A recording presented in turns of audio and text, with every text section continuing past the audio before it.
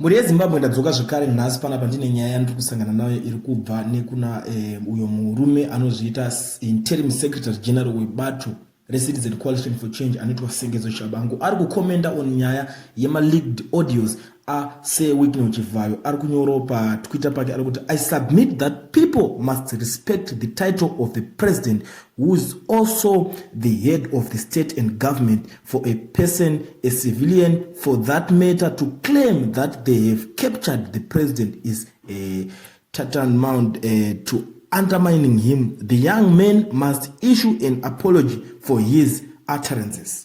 Ndo mashoko ari kubva kuna Sengezo Shabangu achitaura kuti Chivayo anofanira kukumbira kuregerwa pane zvaakaita kungotaura kuti iwewe wakabata president kuti yes, like waka capture president. Mashoko iwayo anzi anofanira vanhu vanofanira kudzidza kuremekedza president ende Chivayo anofanira kukumbira kuregerwa. Muri Zimbabwe ndo imwe nyaya yendanayo nasindaka kubatira kuziva kuti imimi muri kuiona sei.